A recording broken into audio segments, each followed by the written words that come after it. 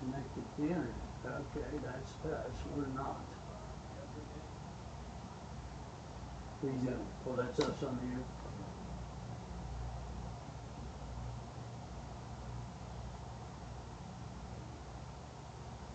We gotta do the connect again. You got your password?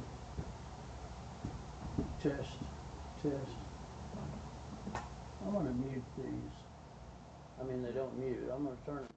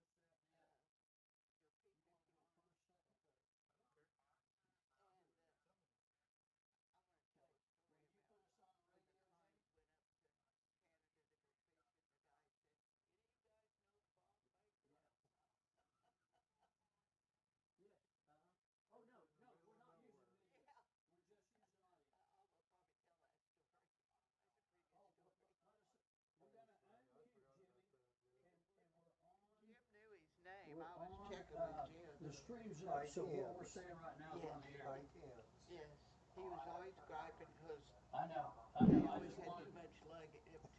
You guys haul too much stuff up here. Okay. We're into no profanity land because we can't mute, and we're gonna go ahead and go on, but we're not gonna be on. You talking? Well, of course I'm talking. He's About not gonna profanity? cuss. He's not gonna cuss. He's a very Christian man. Yes, I'm talking to you. Hell no, I'm not Oh, gonna well, cuss. there he goes. Well, we lost that then. I'll get a pink slip from the FCC and I'll have to turn in the pilot. Jimmy, thank you for your help, man. Jimmy's in Altus and he's our guardian angel. We're on you. We're on here. Thank you, Jimmy. Bye.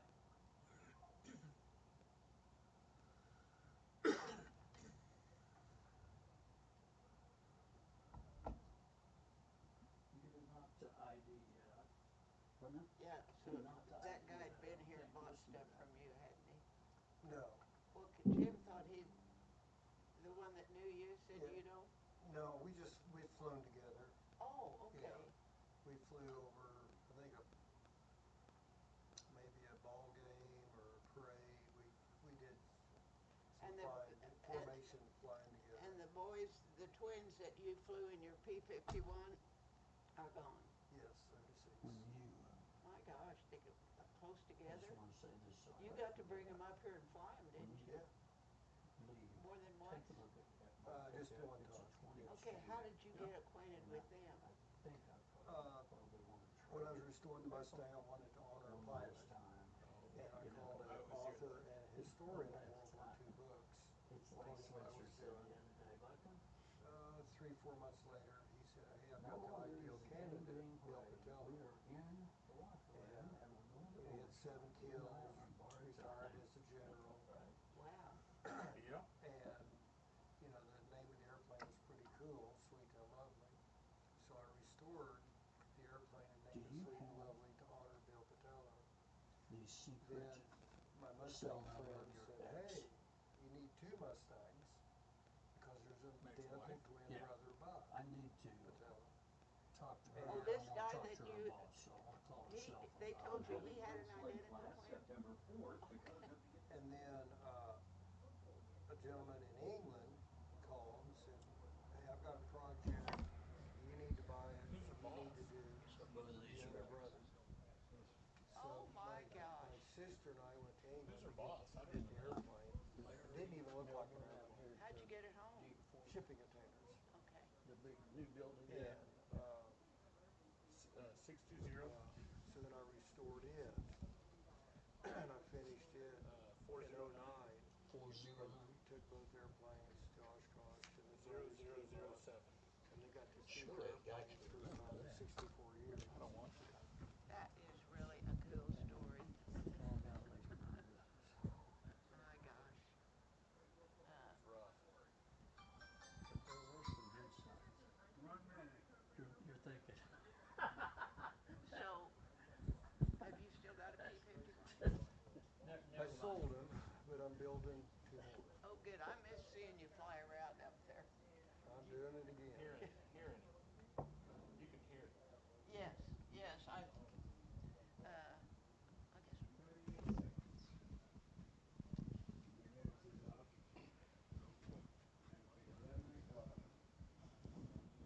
So if we've got total train wreck, don't flip out. If Norval's not here, I'll do Bob first. No, we want to do Bob first anyway. Oh, good. Jeff wants to practice his lines.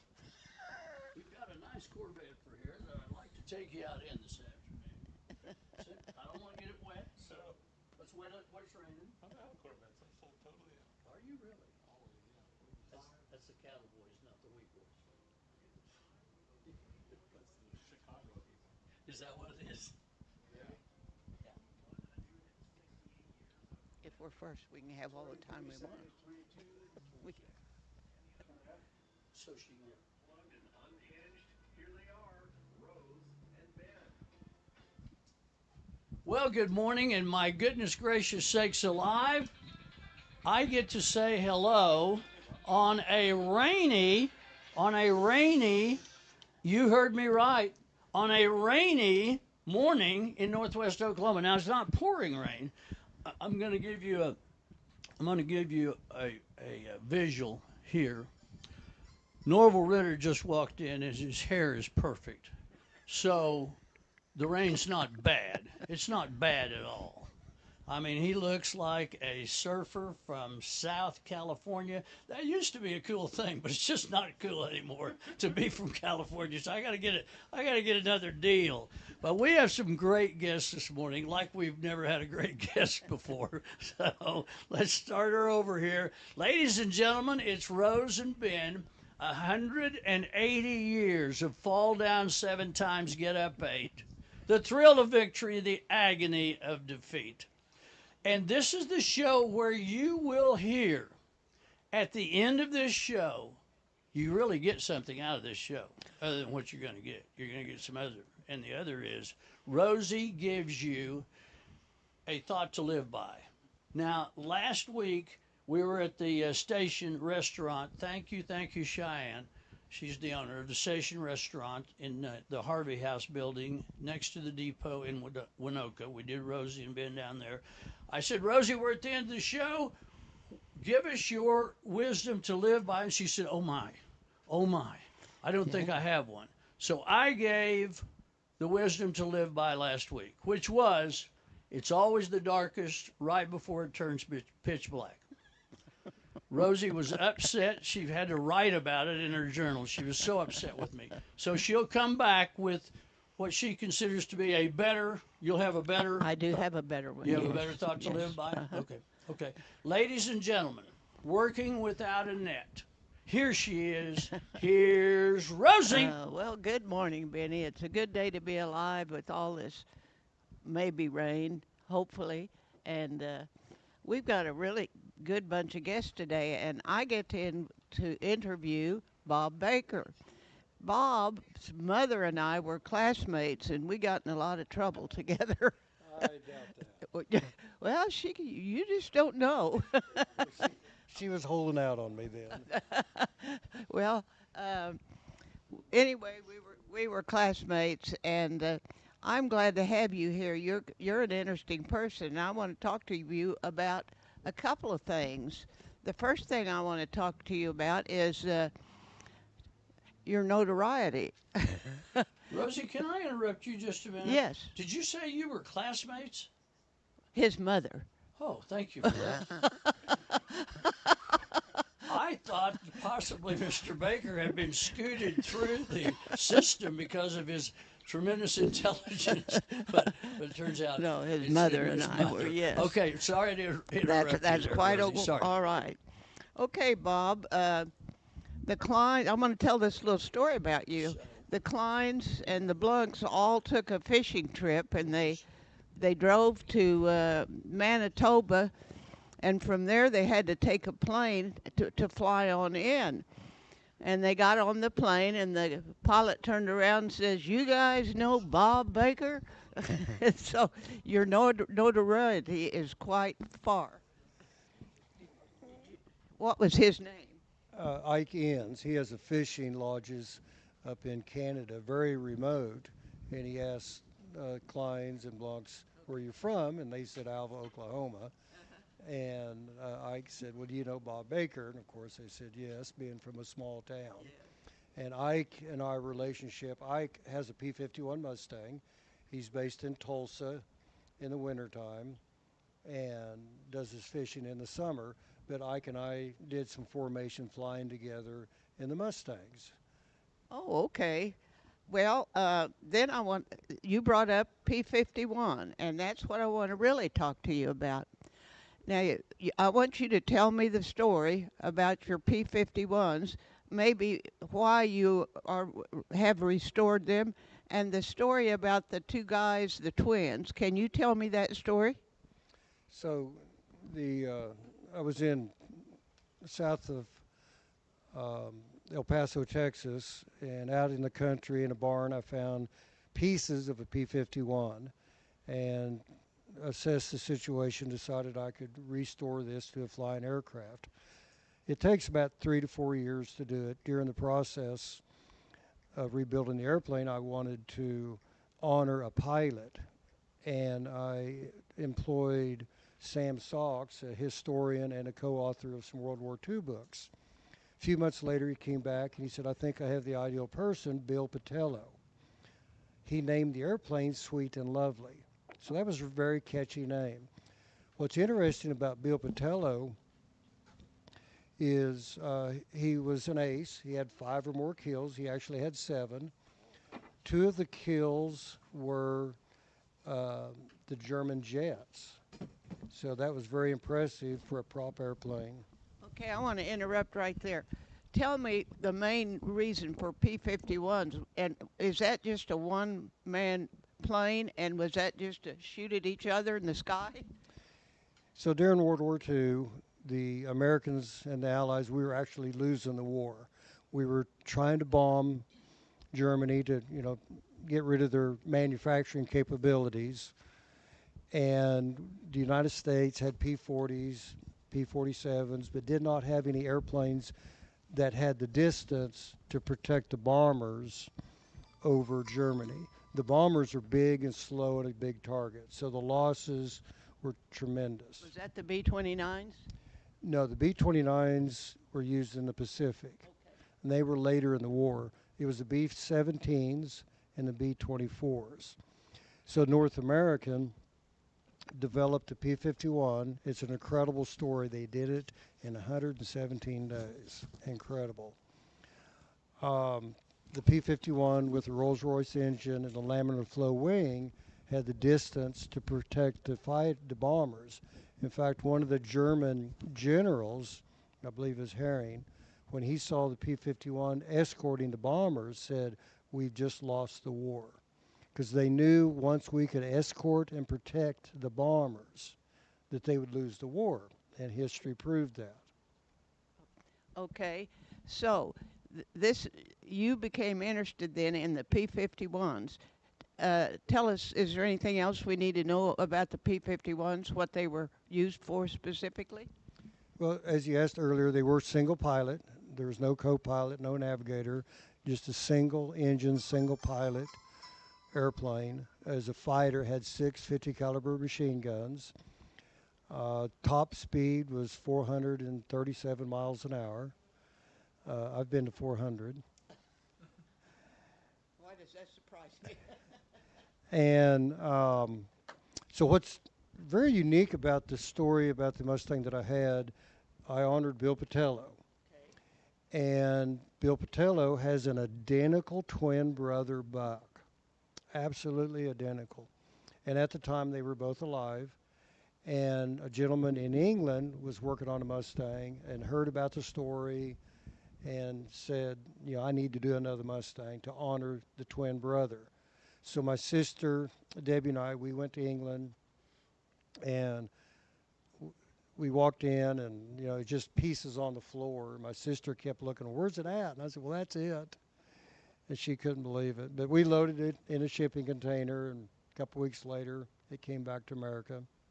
Okay, these two brothers, did they both fly P-51s, and were they close together during the war? So, yes, they were both in the same unit. They flew out of Bodney, England. They actually flew some missions together. Now, remember, they were in service after the Sullivan brothers. And we know about the Sullivan brothers. There's 5 brothers, and they were all killed in action within a month or 2. Yes. And so after that, there maybe be 2 brothers in the military, and they would bring one home or put them into a safer place because they didn't want that to happen again. Well, these 2 brothers, they kept expecting to be separated. They never were. So I restored the second airplane to honor Buck Patello, and then they met us in Oshkosh at the big air show, and they got to see their airplanes for the first time in 64 years. Buck was also an ace with 5 kills. They flew, to the end of the war, And the other thing unique about these two twin brothers is they was the founding team of the Thunderbirds. That's phenomenal, really. Yeah, they were in the founding team of the Thunderbirds that we now see fly today. After the Thunderbird tour, they were back in active duty, flew Vietnam and Korea. They retired in the 80s as generals, both of them generals, and stayed on as advisors to the Pentagon. And it has been a real honor and a real pleasure to meet such gentlemen. Oh my goodness, I would reckon so. Now, you keep saying England, but I thought when you brought them back to see the planes that you restored, didn't they come from Florida? Actually, they were in Virginia. Okay. Yeah, the two brothers had retired in Virginia. Okay. So they just were flying in England. Correct. In 1945, they were based in Bondi, England, and flew, across the English Channel to escort the bombers to Germany. Okay. How old approximately were they when you brought them to see their airplanes, and were they moved? It was definitely moving. They would have been in their mid 80s when they came to Oshkosh. Their age? Yeah, probably mid 80s when they came up to Oshkosh to see their airplanes. So they never did come to Alba. They have not been to Alba, no. Okay. Then after they got to fly it, did they? Okay, you had to fix this plane for 2 seats, didn't you, or three? Well, 2 seats. So the Mustang is very adaptable to 2 seats. There's a large extra fuel tank behind the pilot, and there's actually a tech order not to use that anymore. We don't need that kind of range here in the United States. So you take that fuel tank out, put a jump seat. So I was flying Little Rebel, and Buck Patello was in the back seat with me. Mike Anderson from Muskogee, Oklahoma, was flying Sweet and Lovely.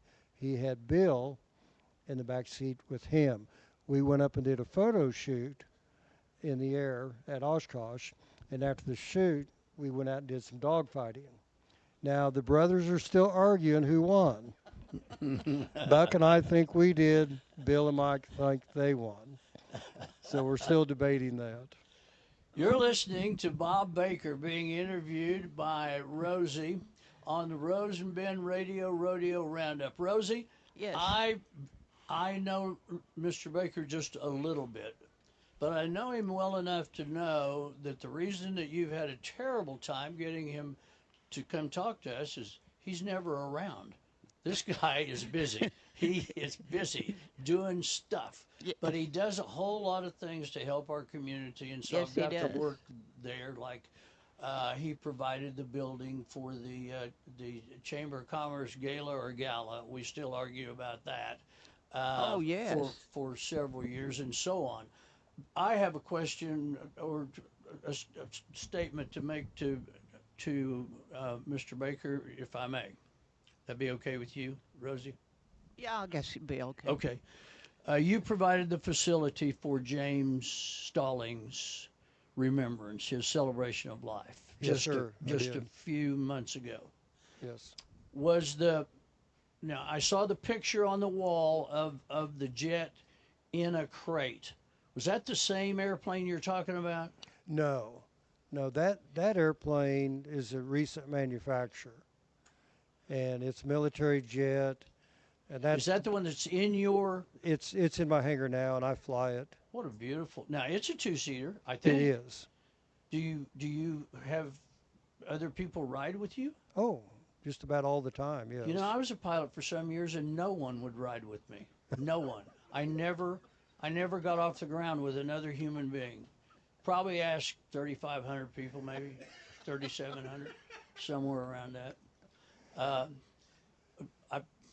A lot of memorable things happened in my flying career. I had several instructors that said, "Okay, we're going to try this again, Mr. Buckland. Let's try one landing and just land at one time on this one landing, and then we'll just stop there, and I'm going to get out.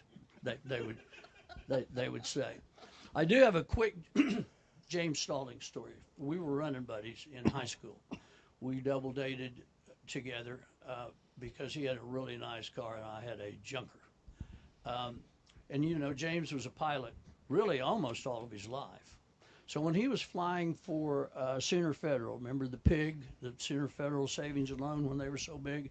They had like 5 planes. They had a King Air and a Queen Air and a Lear and a couple of other big planes that had been converted. And James's deal was that, I mean, they flew all the time because they were rolling in money at the time. And his deal was, I mean, he got paid by them, but he got to keep the hours. And after so many hours, he could take a plane. So we were all young married then.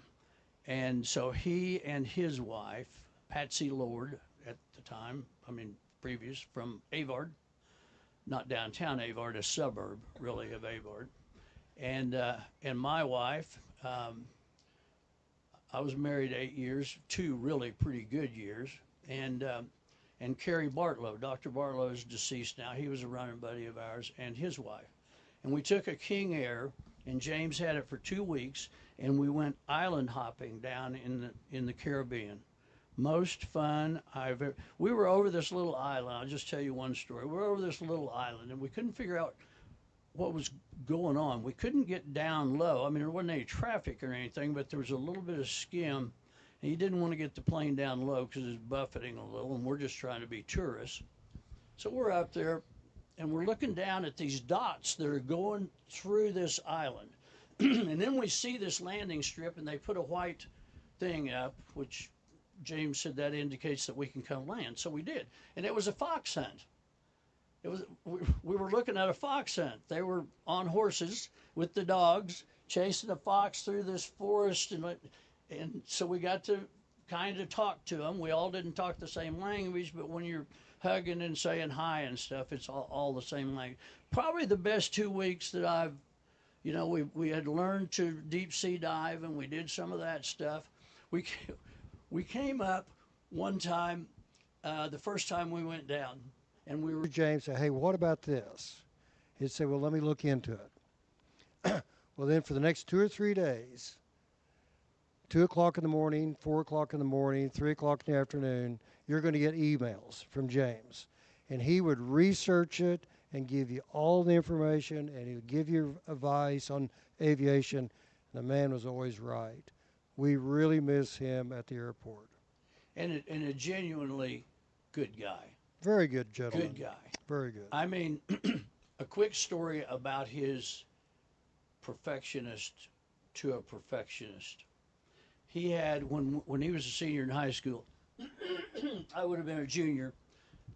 He's dating his wife. I'm dating this gal. We're going to go to the Woodward Rodeo. He had a 56 Crown Victoria that was, everything he ever had was immaculate. But, all right, so we get in, and we're kids. We're babbling and this and that. We get out by the sand hills, and James goes, and he'd already turned the radio off. He goes, be quiet. Be quiet. Everybody be quiet. So we drive down to the Cimarron River Bridge. He goes, we got to go back. We start griping. He said, there's something wrong with my car. We got to go back. But don't worry. I know what to do. We're going to fix it. We'll get to the rodeo in time. We go back to his house. The girls go in the house, and I'm helping him. He takes a strip of that stuff that you put along where you want to secure no air coming in your house, that strip stuff that is, it's what, Norval? Weather stripping. I wish I'd have said that. Weather stripping, about this wide, and he opens the right passenger door. And he takes this stripping down the inside of the frame of the right passenger door. We get in the car, we're driving out of town, the girls say, did you get it fixed, James? He says, yeah. He said, I couldn't concentrate on what you guys were saying. I was not going to enjoy the night. That door was rattling. I could not stand it. And that was really who he was. That is James Stallings, yes. Tell the quick story about Thorne, his brother, putting the striping on that airplane.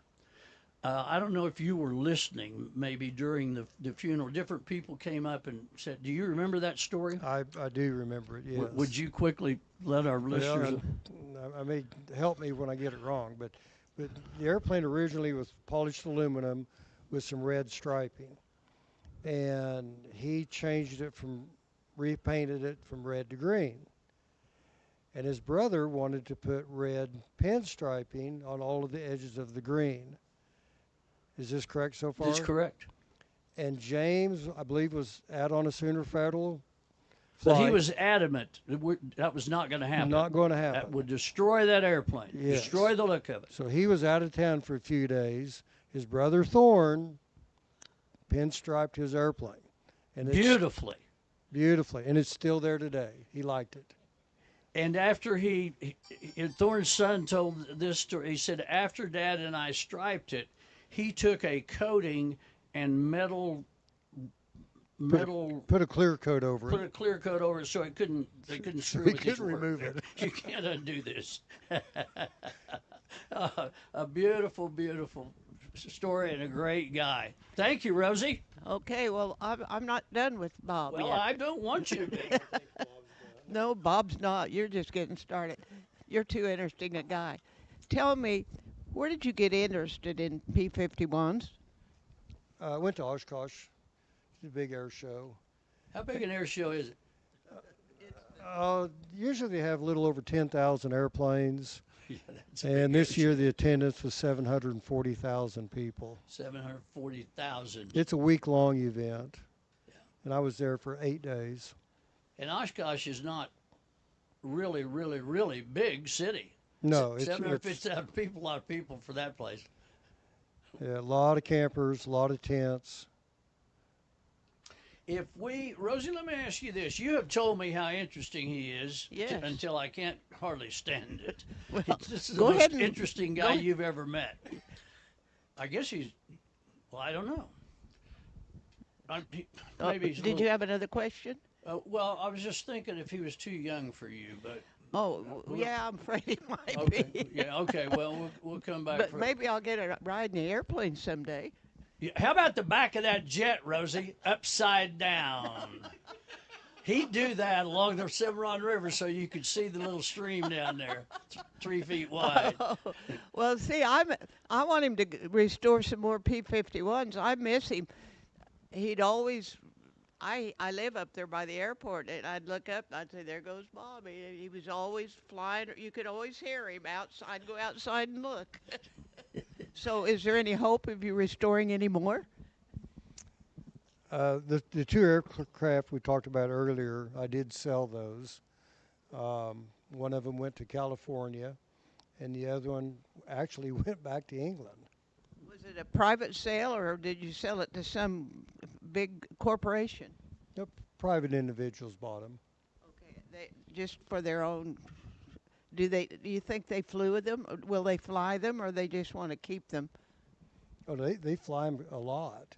I'll see the one in England pop up on Facebook, and then Jeff Lavelle, he bought the one in California, and he flies it a lot. I talk to Jeff several times a year.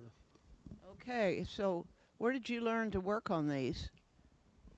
Wayne Kinsey, when I was in high school, Oh, yeah. I got a job sweeping floors at Kinsey Industries. And I worked my way up to assembling helicopters at Kinsey. Wayne was the world's greatest boss. I learned a lot from that gentleman. You know, he didn't have all that many employees, but I've heard 3 or 4 people say that. He was the most wonderful man to work for. He taught you everything you knew Well, maybe not everything. I mean, he about probably had that one book. airplanes. Rosie, let me ask you this. Okay. Do you think with your influence, which is considerable hereabouts, that you could get Mr. Baker to come back another time and we ask some more questions, tell some more stories? He's got stuff I in know his it. head, I'm pretty I sure. know it. Pretty We've sure. got to have him back, and I think he will come back. This I would be hope- the time to ask, Rosie. I mean, you got a microphone. Well, I'll delay as much as I did this time. Oh boy, here we we get that a lot, Bob. I'll keep asking as much as I did, and who knows, it may happen. It may happen. Bob, thank you for coming out and visiting with you. It's so kind of you, and you are not only an interesting guy, but thank you for all you do for the community and the surrounding community. You bet, Ben. Well, thank you. Appreciate it. So this Thank is you, Bob. Rose and Ben Radio Rodeo Roundup, and we really do have a rodeo touch. Not the next guys, although they know rodeo, but the Freedom Rodeo is coming up pretty quick, and the Winoka Rodeo starts tonight. Remember, we had Yes, we had the guy on. Mr. Baird on at the Yes. station last week. That rodeo starts tonight. They have revamped that rodeo. It's going it's a to big be deal. It is top notch. Yes. And we'll be doing the parade. Rosie, you ought to get the four-wheeler together and come down to the Winoka Rodeo Parade, 10 o'clock Saturday morning. Now, don't ride the four-wheeler from Alva to... I called Rosie yesterday about this show, and I got a text back. Can't talk now. I'm going to ride my bike. Well, it's always interesting because I've crashed it a couple of times, Sam. The Bowtech scrapes me up. So we're going to switch to the sides of the room. This is a huge production studio here, and we've got the next crowd ready. All right. And the next crowd starts with, it's not that far away, Norval Ritter, who is the I don't know, the kahuna, I don't know. Is there an honoree? Former kahuna. How's that? Former kahuna's good. a has-been kahuna. Has been. There we go. I like it. And his guest. So I'm going to let you. We've got the big cruise and car show coming up, which is the biggest thing that happens in Alva. We frankly hope it gets bumped off one of these years by our new building out here, and they bring in, I don't know, the Globetrotters playing, I don't know, but right now this is the biggest thing going in this part of the country. And this part of the country is this part of Oklahoma and up into Kansas. In fact, you've got a little Kansas influence here. We do. We have Jeff Bryan, and actually the correct name for this car show is the Jeff Bryan Chevrolet Big Cruise and Car Show. That is the official title. And this is the 25th year. I mean, it's a big deal. It is a big deal. It is a big deal. Now I got to go back and redo the commercial. What's the correct way to say it? Jeff Bryan Chevrolet Big Cruise and Car Show. I got it. I better take a note or two here. I hate that happened in front of Jeff Bryan. Speaking of the big building out east here, the Salt Fork Event Center, just a little shout out that tomorrow is their grand opening at noon. I was going to look at my little invitation here. Noon, yes, and it's going to be in the east big room. So it'll be air conditioned, so people need to come out. You don't have to stand in the heat.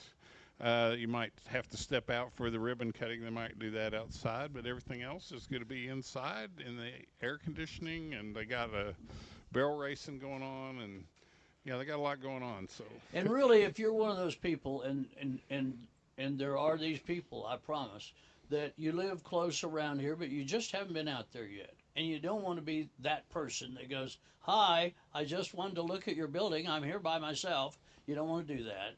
So tomorrow would be a great time. yeah, they have a vendor show. I think they have about 30 vendors coming, and barrel racing, and I don't think that you have to have a ticket to get into the barrel race. So yeah, it's going to be a big day out there, a big weekend. The barrel race goes on all weekend, and the vendor show too. Barrel racing. They have taken that to a whole new level. That is now the best athlete on the fastest racehorse. Yeah, and it's all ladies, and you want to stand back because they all got an opinion. Yeah. Ladies and gentlemen, that was Norval Ritter that said that about women in general. I'm pretty sure. I love them. They're great. They're great. They're great. Hi to Mrs. Ritter. Big shout out.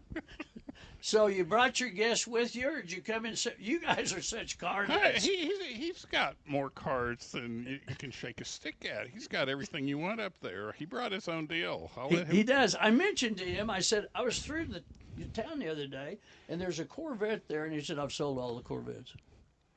Yeah, they don't last long. When you see them on Jeff's lots, you gotta be getting on the phone because they're headed out somewhere, and they could be Florida or Texas or California. You don't know where they're going.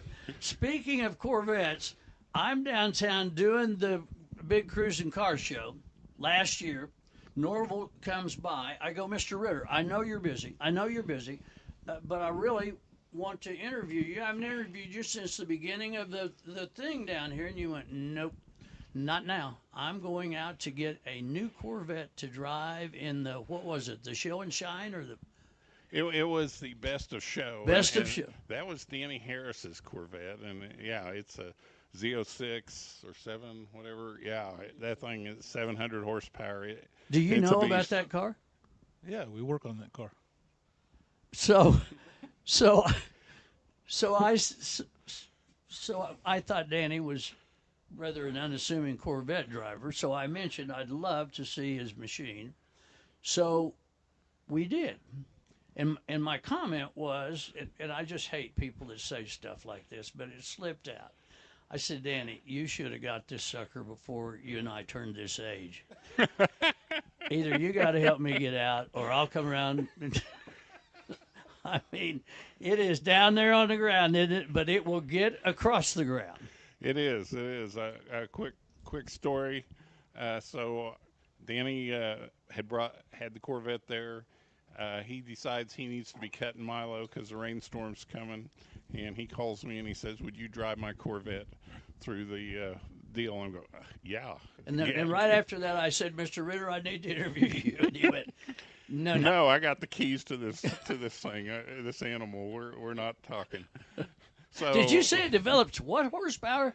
700. Well, it doesn't weigh 3,000 pounds, does it? Yeah, it does. It does? But yeah, It'll stay on the ground? It'll hold down. So I get up there in the process, and they're supposed to give me the trophy for Danny, and I'm supposed to get out and hug the trophy girl and wave at the crowd. Well, new cars don't have,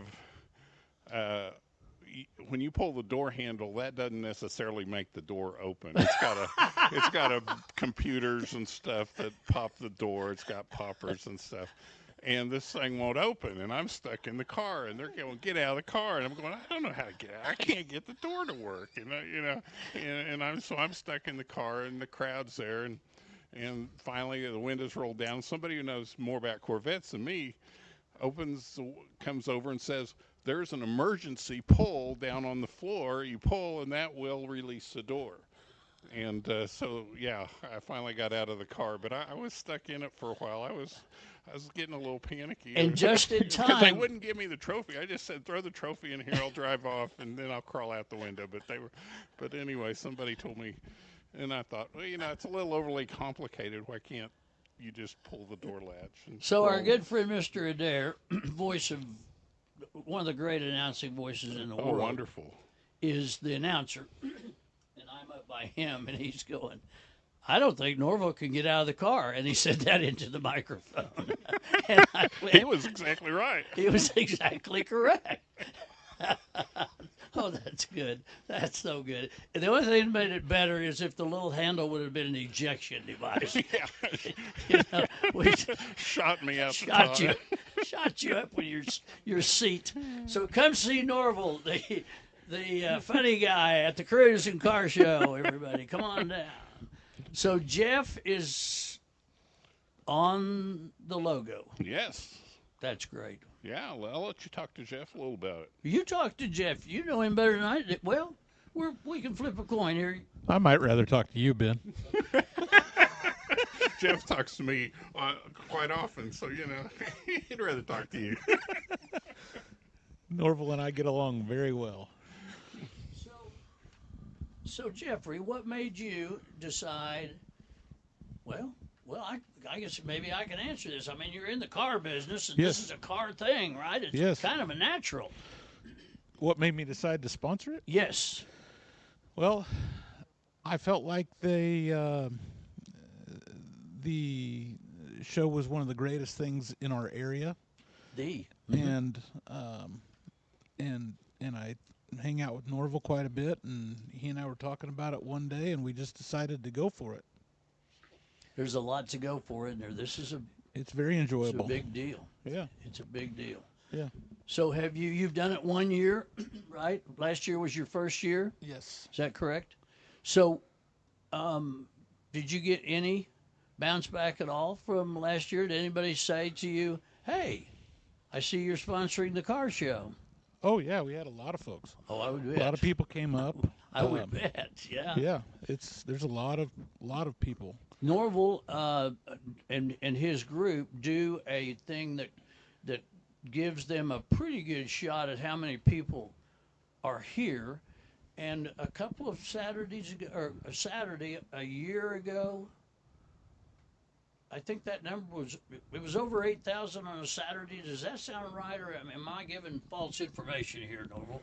No, you're correct. It was over 8,000. And that it was day. in downtown Alva, Downtown Alva. not in the county, but No, in downtown Alva. Yeah.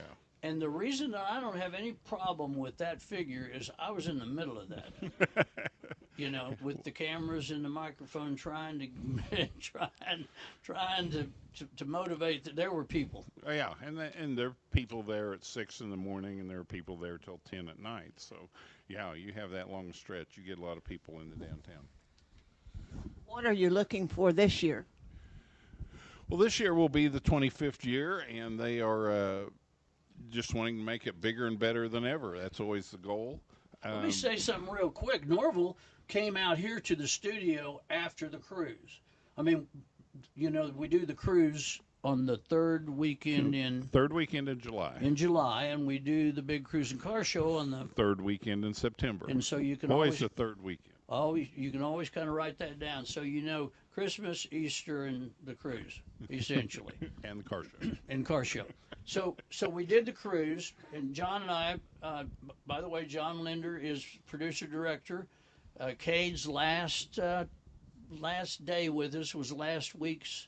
So Cade Kennedy has catapulted from this job to the SID office at NWOSU, and congratulations to him. And what I mean by catapulted is he actually has a job now that pays. He's going to get real money and stuff. It just wrecked our business model here. But I don't want that to get around. But anyway, Norval came out after the cruise. It closed down about 10. I mean, they were still cruising, but, you know, there were bands up and down the boulevard and the food trucks and stuff. And he came bouncing in. Norval bouncing is noticeable. He came bouncing in and said, "I think this is the best one ever." You did say that. Absolutely. I mean, you would have more perspective than me. Do you really think it was the best? I do. I think there was more. Last year was big. I mean, last year when it was the all-school reunion, that was big. Oh, that's right. Yeah, because there was a lot of people in town. But there was a lot of cars this year. And, yeah, more than ever. We will have numbers in the middle of August. The city will get the numbers on how many people were out here on the boulevard. Oh, from last year? No, no, from this year. This year. Yeah, about the middle of August. Well, here's what I did. I went down to Whittits. And I said, you know, our little studio is really handy. And it used to be really, really handy till they put up a four-way stoplight, and then Walmart built a kind of a deal out here. So it's a little handier to turn around now out at Walmart than they used to turn around right here in the intersection, you know? Yep, But, forever. So we're kind of out here, but people were really nice, stopped through, people that were driving their cars and their stuff that they don't normally drive, like Joe Parsons, who's driving a boat. Right. Right, driving a boat. That's a little unusual. It is, and so's Joe. Little, he's striking. You see him from a distance. But we had a lot of people come here, but this isn't a good stopping place. They would only come here to stop to talk to us. So I had made arrangements with Whitted that we were going to set up our stuff in his parking lot, and we'd be right across from one of your bands there at the Chamber Building and so on. By the time we got there to set up, 2 hours before the cruise was supposed to begin, I couldn't get in his parking lot. There was no place for us to set up. Yeah, people show up. Yeah, I noticed that too. I mean, earlier than ever in the heat. In the heat, it was 103 at 7 o'clock. They were claiming their spot along the boulevard. It was everywhere, and not necessarily where there was bands. They just set up everywhere. So I walked up to this cowboy. I said, "What would you think if we set up our equipment here? Could you move over just a little bit?" He said, "How long has it been since you had a confrontation with another person?" so we did not. Because it sure His looked spot like was his spot. it sure looked like I'd be 0 for 1 in that battle. Just looking at him. So I said, "We'll go on down the street here." But No, it was a big night. I have a question. How far away are they, or do you know approximately do they come for the car show? For the car show, Rosie, we do know that. I mean, they come from a real Colorado, lots and lots of people from Kansas. Kansas is, or actually probably more people from Kansas than Oklahoma, probably almost. But and then of course Oklahoma and Missouri, and even there was some people from New Mexico last year. They come from all over. We've had people from far away told us they drove from Georgia to come to the show. You're kidding. No, I'm not kidding at all. Okay. Why would you come from Georgia to a car show in Alva, Oklahoma? Do They you have have an heard answer? about it, and they have time, and so let's go to Alva, Oklahoma. Rosie, this is a different breed of people, and you're looking at one. This guy, Norval Ritter. What's the furthest you've ever gone to race your car? The furthest would have been down south of Dallas. Yeah. Way south. Yeah. Right before the ocean starts, but way south of Dallas. But it was a heck of a weekend. We only spent X $1,000. Yeah, it was fun. Oh, yeah, that car you had would get from here to there pretty quick. It would do its job. What class did you end up with? Was that a funny car? No, that was a super gas car. Explain a super gas car to Rosie and me. Well, it's just a NHRA class that basically it was a class that had a rule that there were no rules except you couldn't run faster than X amount. You couldn't run faster than X amount of time. And you had to keep it on the asphalt. Yes, Yeah. you couldn't hit the wall or cross the center line. But we ran a lot of different things. Like when we went to Dallas, we were running the Super Chevy show, and we ran Pinks, if you remember the Pinks show. Yes. One time, and we ran. If it was weird and strange, we tried to go find it and run it. Yeah, I think that was inherent in your bunch, wasn't it? Yeah, it was. I mean, the driver is a small part of a traveling racing group. Yes, the driver's just he's a small part. Usually, he's the guy who funds the thing. And, Right. I'll do anything if I get to drive, and then a group gathers around him. That's Right? true. I have a question about the car show. I don't know whether it's Jeff's or yours, but is there quite a bit of governing that you have to do, and are you changing things as you go along? Do you have anything different this year that? Well, every year is different. This year, for many years we had the dyno, and this year we will.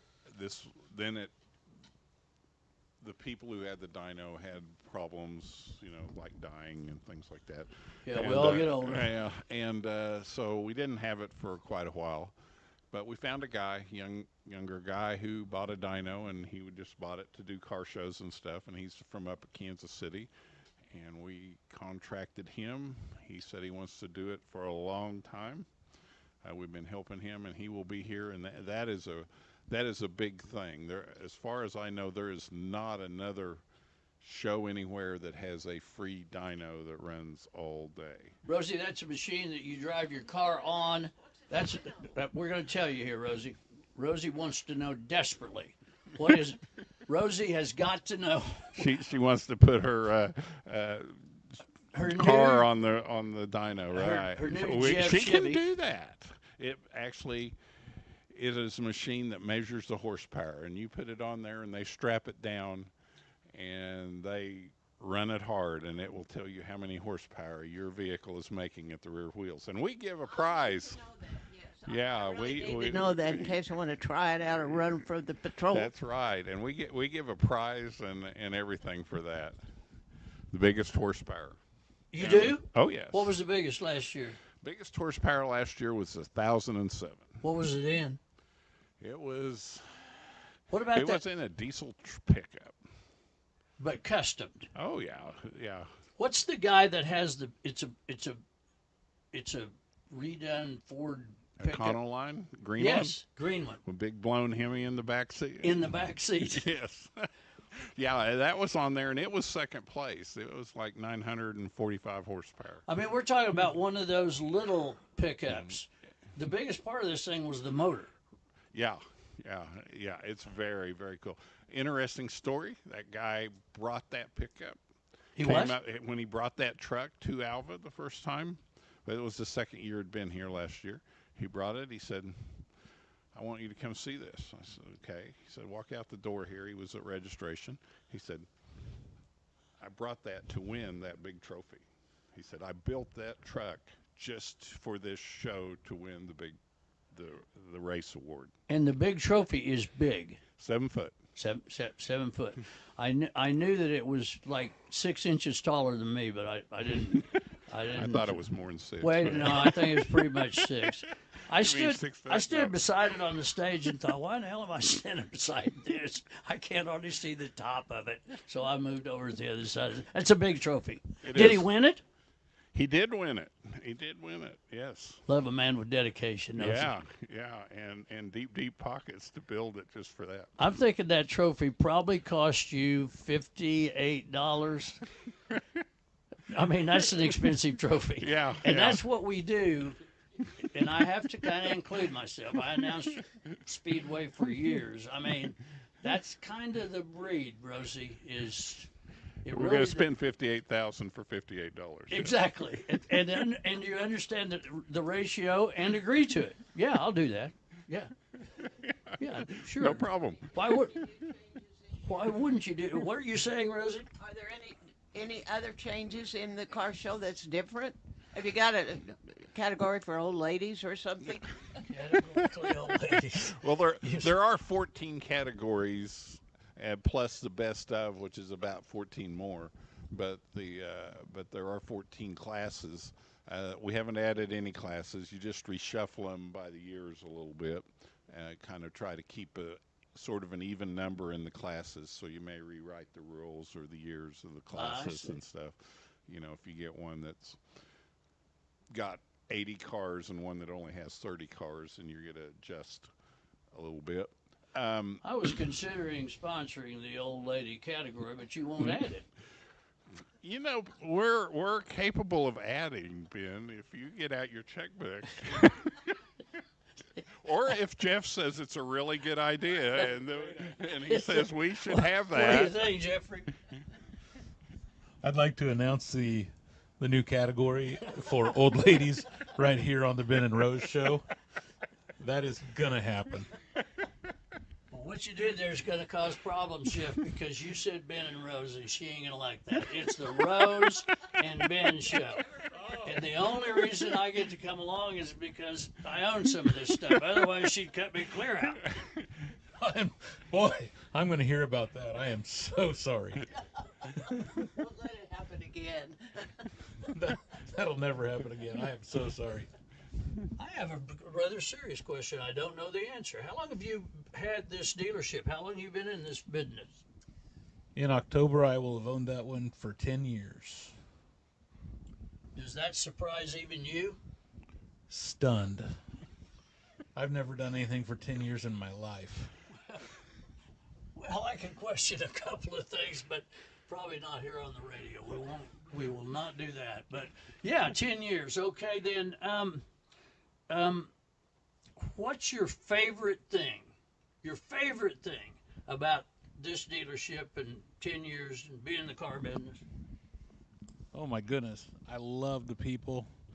Um, I love helping people. I love doing things for Alva and Kiowa.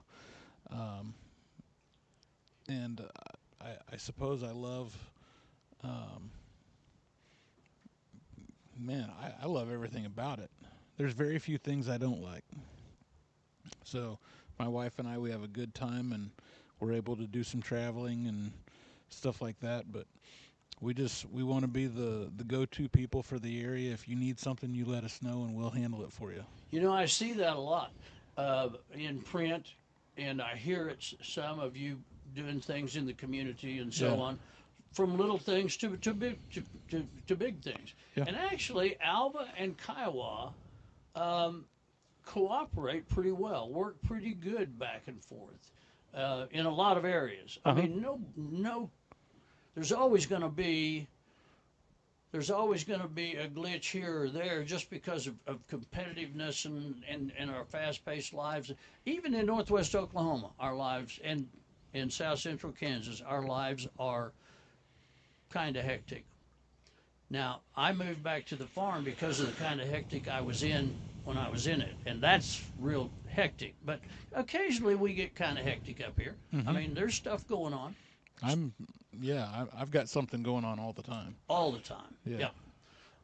What I noticed, and I noticed this with you, I've noticed it with actually several people around that can do it. Not just everybody can do it, but is that you've got a promotion or two going most of the time that'll make money, and then you've got 3 or 4 or 5 promotions that you're involved with in the community that aren't going to make a dime. In fact, you're going to be giving away something, but that's a part of the give back deal. That's a part of the, and that's kind of the fun stuff. I Yes. think That's why we do it. that's why we do Yeah. it. Yeah. My wife, she's listening right now. She's got a really good job. We don't have to make a lot of money. Well, then I'd say travel more. Wouldn't you, Normal? I love you, honey. I'd say buy faster cars, but but yeah. But No. one thing that is cool if you and you see this a lot. Jeff puts it out there, but man, if you need your oil change, you need to go to Jeff's place. Yeah. He does a cheap oil change, and he has an air conditioned shop. The only one. All his employees work in air conditioning, so they don't mind changing your oil. That's not a big deal in February, but in July, it's a kind of a big deal. Yeah, the guys complain in February because I don't ever turn it off. Right. It's still really cool back here. I have a question for you. I like using synthetic oil. I'm not sure why. I think it has more viscosity. I think that. Somebody probably sold me on it somewhere, but it's an expensive kind of oil. So I guess you do a different dollar amount for that oil change. No, that's all we use is synthetic. It is? Yes. Okay. At my, we all do things in our community, no matter where we live. I mean, I lived around 50th and May, that area, the last time in Oklahoma City. So my community was within a couple miles of there. There's a quick change at 50th and MacArthur that is just filthy. I mean, and the guy, there's 2 people that work there. One of them lives in a broken car sitting next to the building. Lives in it. That's my uncle. Yeah. Heck of a mechanic. And the other guy is a biker that they have to go get occasionally. Not because the bike's broke, but he goes places that he can't get back from. So that's my place, man. I've loved those guys for years. They were Blazer fans. So, but it cost me $78 to get an oil change at their place. And they are saying they're giving me a discount because we're great friends. Yeah. So, and you're saying I can get it for $19.88.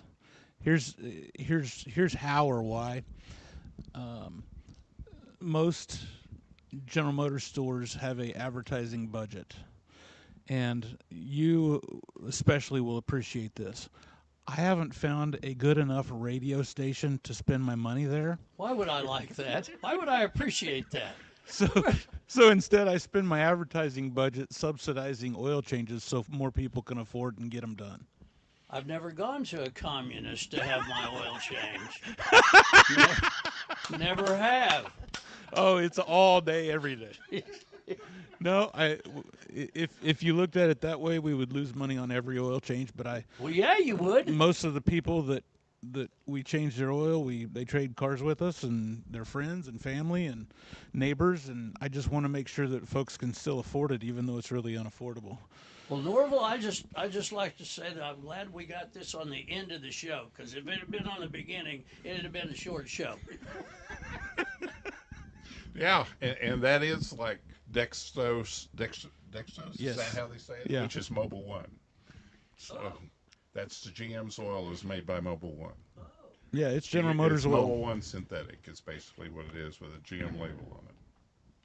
I wonder about this, and I doubt that you would answer it honestly, but I'm going to throw it out there anyway. I toured a battery place that makes batteries some years ago in a state far away. And there were a jillion batteries. I mean, this warehouse, hundreds of thousands of feet, a jillion, but none of them had a label anywhere on them. And I said, well, who do these batteries go to? And they went, whoever we put the label on. Right. Could There's that only be two. the way oil is? I don't think so. But the batteries, yes. There's only 2 or 3 places in the country that build batteries. Yeah. And they just put different names on them. Yeah. So, guys, you don't know this, but you kind of do, because you've heard about how radio stations are pretty worthless in general on this show. So I've said about other radio stations, they give you nothing on their program. Well, that's not the case here. That is not the case. You get wisdom to live by a woman who has for 91 years studied this planet.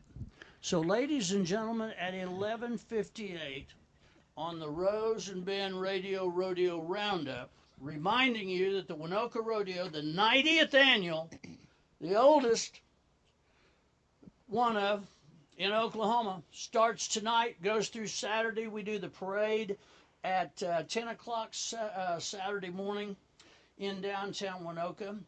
Next weekend is the Freedom Rodeo. That'll be the what? 13, 14, and 15, I believe. And we will be talking about that on this show next week. Be in Winoka tonight. Let me tell you how cool the Freedom Rodeo is. When I worked for Tom Vincent, my relative here in Alva, as an insurance salesman, I was 19 years old. So obviously my numbers were not huge. His boss, an American General in Baltimore, Maryland, took his vacation every year to come to the Freedom Rodeo. That was his favorite thing in the world. Ladies and gentlemen, working without a net, here's the wisdom of Rosie. This is for you, Ben. Nope. Always forgive your enemies. Nothing annoys them so much. Say that again. Always forgive your enemies. Nothing annoys them so much. Remember that. Ladies and gentlemen, thank you. Bob Baker, thank you. Norval, thank you. Jeff, thank you for coming all the way down from Kansas. Absolutely. I wouldn't miss it. Thank you. All right. We are returning.